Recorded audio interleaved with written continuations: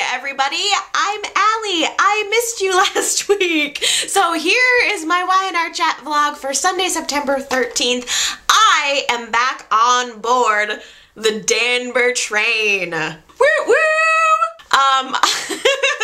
I am so glad that Daniel realized his love for Amber this week, and he opened up to her and he was very sensitive this week, and he actually asked her to marry him instead of Deacon. Yay! Finally, Daniel, I've been waiting for you to come and stop this. I've been waiting for you to ride in and just admit your love, and finally this week it happened. God, I was ready to hand Amber over on a platter to Deacon, although I'm not gonna lie, I still really like it in a sick way because I'm a weirdo. And also, it was fun to watch everyone trying to talk sense into Amber.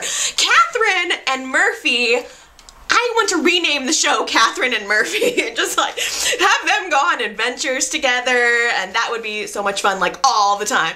But Catherine tried to talk some sense into Amber, and it was really adorable. I love their friendship, and Catherine actually went to Deacon and tried to pay him off. Like, whatever it is that is going on between you and Amber, I will give you however much money you want to just go away. Isn't that the kind of friend that everyone needs to have? I wish Catherine were my best friend. But actually, I thought it was kind of funny because literally every woman that has walked in to Deacon's hotel suite since he's gotten into town has ended up in his bed.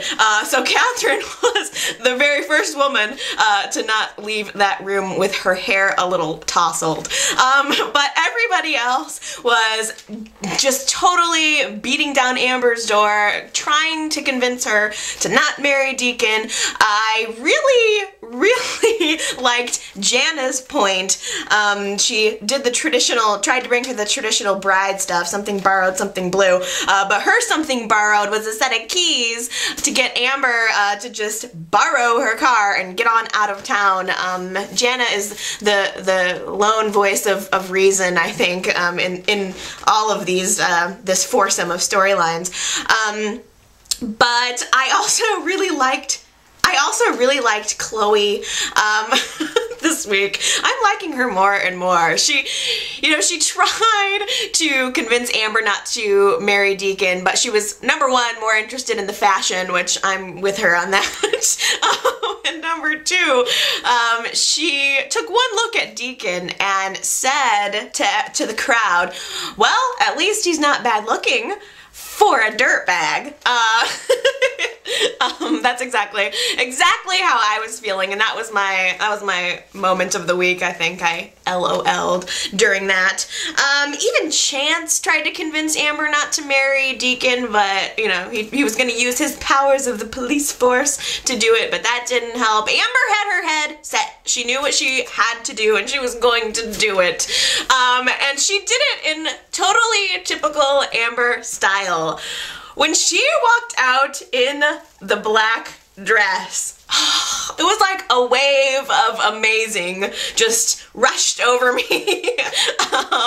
I loved it. She looked like she should have been attending a funeral instead of a wedding, and it just said everything that needed to be said. The crowd was like, oh girl, black dress. And when it was so obvious, I mean so obvious that she's being forced into this marriage, and Deacon is such a slime ball, such a sexy slime ball.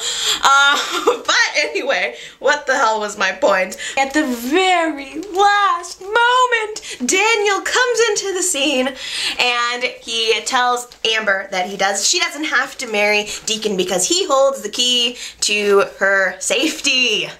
Who is Ryders' mother? Ooh, the plot thickens. Daniel got himself thrown into jail this week to confront Ryder, which was absolutely just hilarious. Daniel makes a really fun and funny drunk guy. Plus his jeans were like really tight in that scene, and so it was fun. But once he got into jail, he did a good job of getting the information out of Ryder. He put like the full court press onto him, had him up against the bars, give me the information. And Ryder did end up revealing a significant part of the storyline. And I can't wait to see actually how this is going to pan out and who the heck Ryders' mother actually is. I originally thought that Kevin and Ryder were not related. Like the DNA test was faked, just like every other DNA test in Genoa City. But it seems like now maybe Tom is actually both of their fathers, and now the real question is, who is the mystery woman? We'll have to see about that. I hate to watch Kevin getting fooled. It's hard. Because I think his heart is in the right place. He really wants to be a big brother to Ryder. I think he wants to be the kind of big brother that Michael was to him.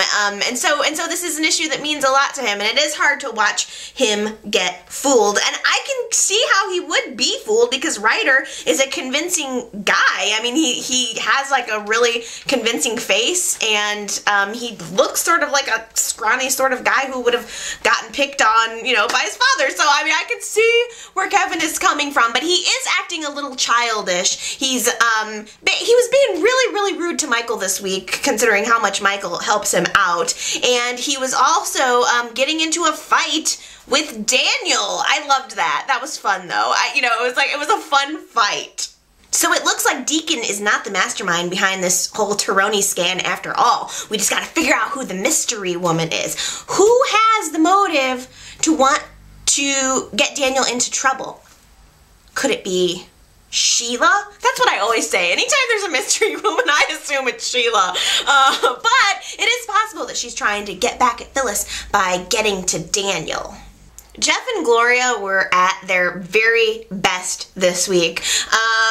Much more clever than I expected them to be. They have the hidden camera set up for the briefcase exchange. They were actually very, very impressive. I was surprised. And then Victor bumbles in to the scene, and he doesn't know what's going on. He's literally clueless. I mean, he can't figure out how to put money into the machines, and he's fumbling with the lockers, and he's like, well, what the hell? Where the hell am I? I don't know. If my impressions were better, this vlog would be so much better. But Jack was much more of a pro for the whole thing. He was on top of his game. He was like undoing the locker immediately and slipping the briefcase on in and like, yeah, what move is next? Like Jack, all in a day's work for Jack. Blackmail is like his second language. And just when you think that Jeff and Gloria are going to get away with the whole thing, they're going to become millionaires and ride off into the sunset, they're going to enjoy the fruits of their labors. Boom! The suitcases are rigged, and both Jeff and Gloria get a face full of ink. That was beautiful. I really enjoyed that. That was good and fun this week. That was definitely fun. And as far as Victor and Jack go, they both, I don't know, maybe they have the same banker, or if they both had the same idea to rig the suitcases, they're more alike than they would care to admit. Great minds. Well, I thought this week's show was pretty good, and I hope you did too. I can't wait to hear all of your comments, so please do leave a comment on this video. You can also leave me a comment on the main page of this YouTube channel if you would like to. You can go to my websites and contact me through there. It's buttonhead.org. I'd love to have some new Facebook friends and Twitter friends, so definitely all of my links are on, if you go to my blog page, all of my links are there, and you should definitely add me so that we can talk to each other throughout the week. Yay! I hope you guys are enjoying the show, and I'm looking forward to next week and all of the new revelations. So I will see you guys next time. Bye!